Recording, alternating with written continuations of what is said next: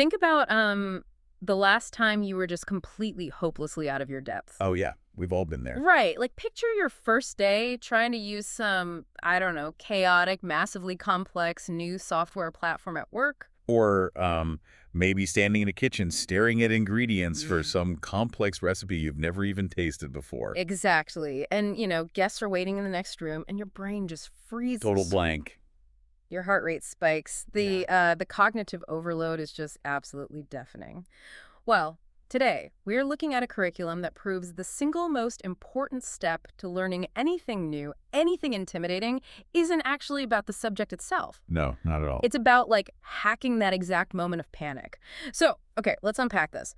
Our source today is an instructional curriculum, and it's literally titled English for Beginners, Classroom, and Everyday Expressions. Yeah, and I know what you might be thinking. Like, Right. I already speak English. Why do I care? But even if you are perfectly fluent, the architecture of this specific lesson is, it's basically a master class in human psychology.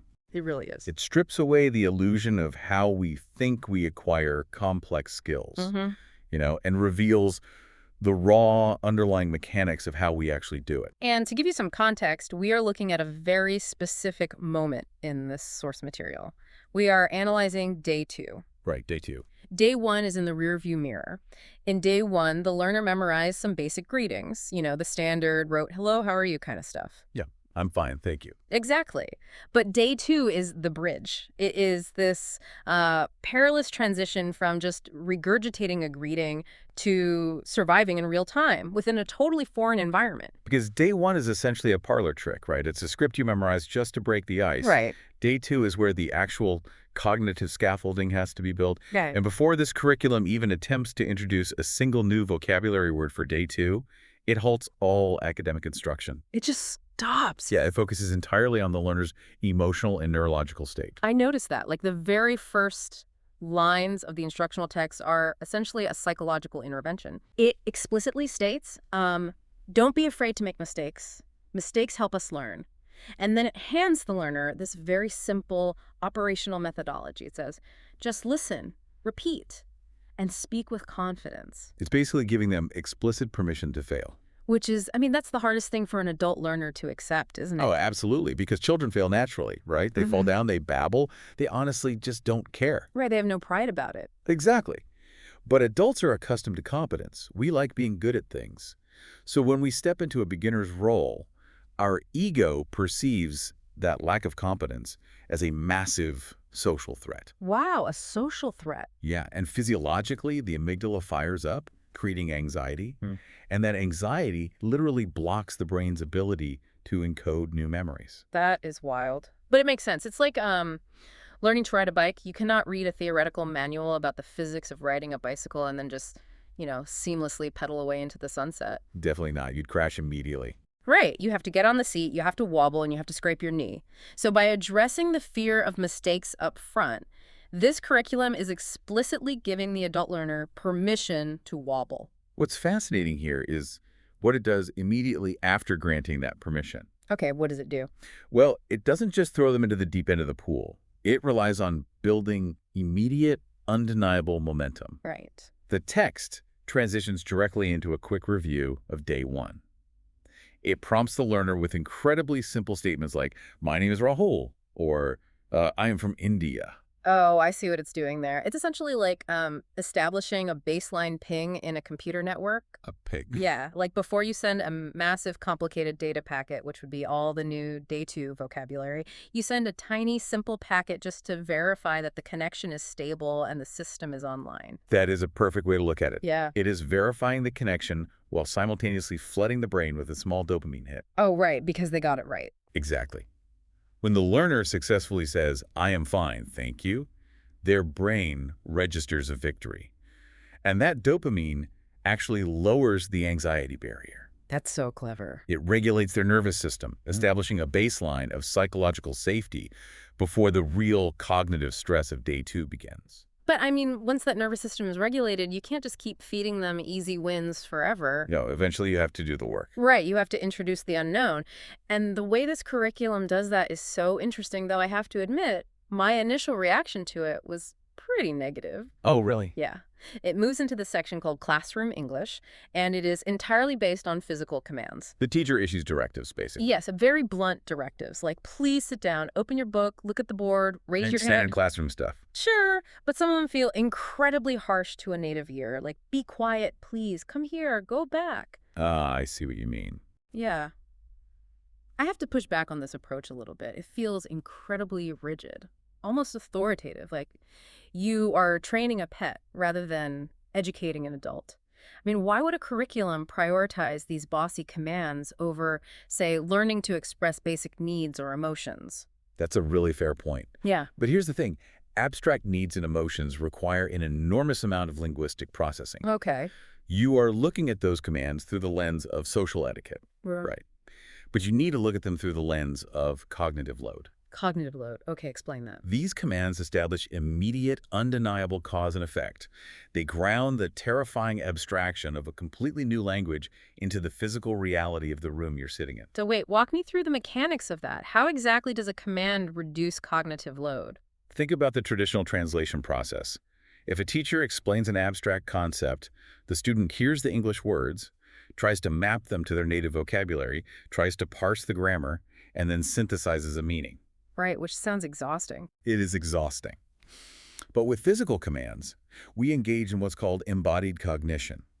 When the teacher says stand up and physically gestures upwards and the student physically stands up, comprehension is validated instantly. Oh, wow. So the physical action actually is the translation. Yes, exactly. There is zero ambiguity. If someone says open your book and you physically open the book in front of you and the teacher nods, you have successfully communicated without needing a mental translation layer at all. That makes so much sense. It bypasses the linguistic parser entirely and ties the abstract sounds directly to motor functions and physical objects. It creates a completely predictable ecosystem for the learner. Okay, that reframes it entirely for me. It's not about authority at all. It's about anchoring. Exactly. Anchoring. You are creating a space where the words have immediate tactile consequences.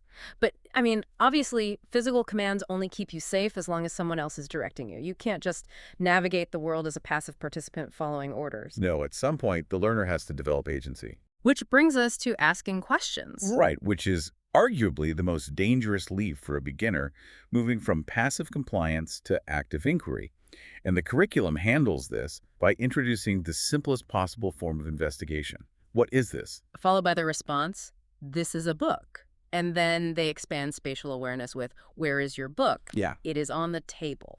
Yeah, and the genius here is how it synthesizes these new questions with the physical anchoring we just discussed. Yeah. It builds a little role-play scenario, a simulated dialogue between the teacher and the student. I actually really loved that section. It weaves the day one greetings together with the day two physical commands. It does. It's like the teacher says, good morning. The student replies, then the teacher says, please sit down and open your book. And then they begin asking the what is this questions. It's like a little cognitive sandbox. It is a sandbox, yeah.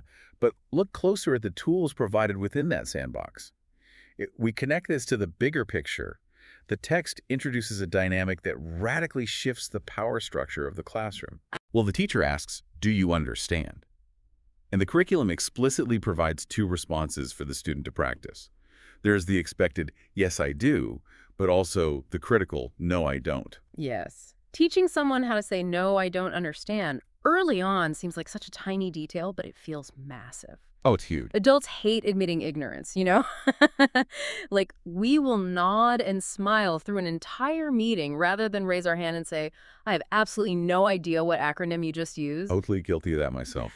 But by explicitly teaching no, I don't, the curriculum removes the social stigma of ignorance. That's a great way to put it. It turns a lack of understanding from a personal failure into just, a standard operational part of the language acquisition process. It's basically the linguistic version of the emergency brake on a train. Yes. You are telling the learner, you have the power to stop the momentum of this conversation the absolute second you feel unsafe or overwhelmed. And once you know you have access to that emergency brake, your baseline anxiety drops even further, freeing up more working memory to actually process the language. Okay, so the physical classroom and that emergency brake give the learner a safe harbor.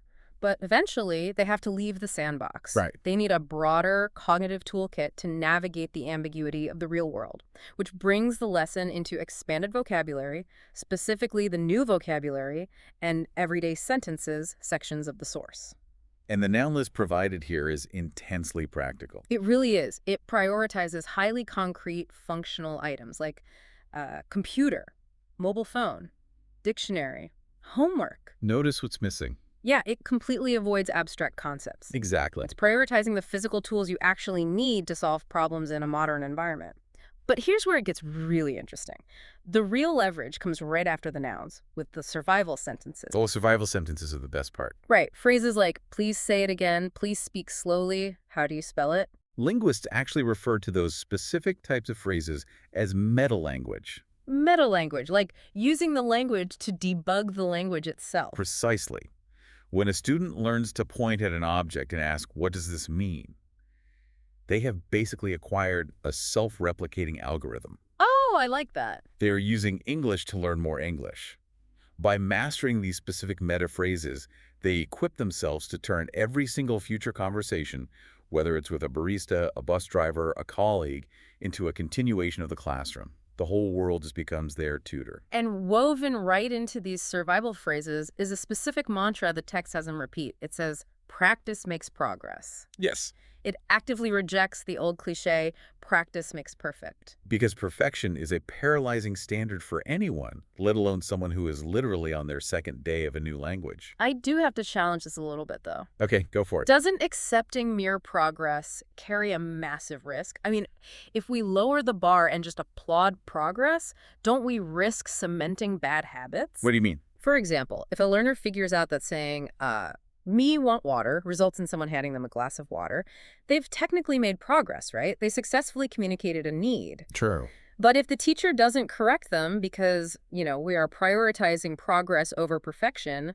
they might just get stuck with terrible grammar forever. Yep. Okay, that is a very valid concern. It's actually called fossilization in linguistics, where a learner kind of plateaus at a functionally adequate but grammatically incorrect level. Right, fossilization, that makes sense. However, on day 2, correcting me want water to I would like a glass of water, please, introduces way too much cognitive friction.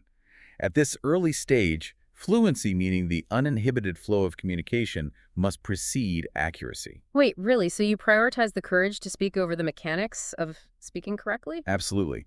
If you demand perfect grammar on day 2, the learner is going to calculate that the risk of speaking is simply too high, and they will produce zero output. And no output means no practice. Yes, exactly. Practice makes progress, prioritizes keeping the engine running. You can tune the engine later, once the car is actually moving down the road. But if it stalls in the driveway, you get nowhere. Okay, that clarifies the methodology beautifully. You basically have to manufacture momentum. You do. And that brings us to how the curriculum sends the learner off to generate that momentum independently. The homework assignment. Ah, yes. The homework is incredibly specific. It doesn't just say something vague like, review your notes. No, it provides 10 specific sentences from the lesson phrases like, please listen, open your book, I understand, can you help me? And it instructs the learner to practice them 5 times. But the instruction on how to practice is the crucial part. Yes, that's what caught my eye. It tells the learner to practice these sentences in front of a mirror. And it commands them explicitly to smile while you speak. Yeah. And I have to be honest, my instinct was to roll my eyes at that. Yeah, it feels a bit like toxic positivity, like just plaster a fake smile on your face and pretend you aren't absolutely terrified. Is there actual pedagogical value in forcing a smile, or is this just like psychological cheerleading? Oh, there is a profound physiological reason for that instruction. It is not about feeling happy at all. Oh, really? Yeah. The physical act of smiling fundamentally alters the architecture of your vocal tract. Wait, it physically changes the acoustics? Yes. When you pull your lips back into a smile, you physically shorten the vocal tract and alter the resonance chamber of your mouth. It actually raises the pitch slightly and brightens the timbre of your voice. That is fascinating. Furthermore, forcing a smile naturally releases tension in the jaw and alters your diaphragmatic breathing. So you actually sound physically different. You sound brighter, clearer, and inherently more relaxed.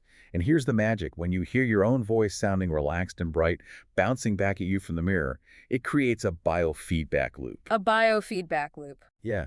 Your brain interprets the sound of your own relaxed voice as proof that you are confident. It ties perfectly back to the opening mandate of the lesson, which was to speak with confidence. Wow. So you are basically hacking your own biology.